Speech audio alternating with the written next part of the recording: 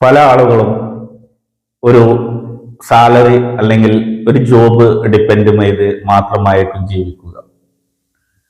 ഇപ്പോൾ ഒരു സ്ഥാപനത്തിൽ, പ്രൈവറ്റ് സ്ഥാപനത്തിൽ ഒരു വർക്ക് ചെയ്യുന്ന ഒരു വ്യക്തി, അവന് ചിലപ്പോൾ അവിടെ തുച്ഛമായിട്ട് ശമ്പളമായിരിക്കും.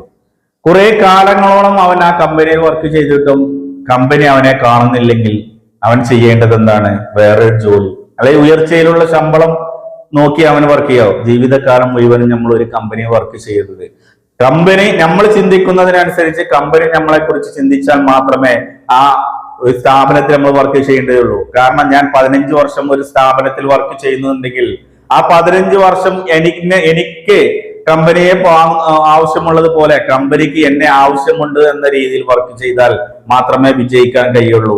അങ്ങനെ മാത്രം ഒരു സ്ഥാപനത്തിൽ വർക്ക് ചെയ്താൽ മതി. കാരണം എന്ന് വെച്ചാൽ ജീവിതകാലം നമ്മൾ കഴിച്ചിട്ട് കാര്യമില്ല, നമുക്കൊക്കെ കുറച്ച് ആയുസേ ഉണ്ടാവുള്ളൂ. ഈ ആയുസ്സുള്ള ടൈമിൽ നമുക്ക് പക്വതയും, നമുക്ക് ഈ പ്രായം, നമ്മളുടെ ഈ പക്വത നല്ല പ്രായത്തിൽ നമ്മൾ എവിടെയെങ്കിലും എത്തിപ്പെടാൻ പറ്റുള്ളൂ.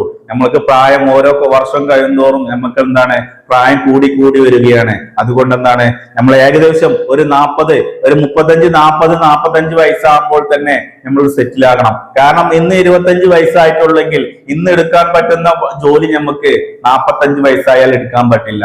അപ്പോൾ ആ ടൈമിൽ നമ്മൾ ഒരു സ്ഥാനത്ത് എത്തിയാൽ മാത്രമേ നമ്മൾക്കൊരു ടെൻഷനും ഒരു പ്രശ്നങ്ങളും പ്രയാസങ്ങളും ഇല്ലാതെ ജീവിക്കാൻ കഴിയുകയുള്ളൂ. അപ്പോൾ ഈ കാര്യം എല്ലാവരും ചിന്തിക്കുക.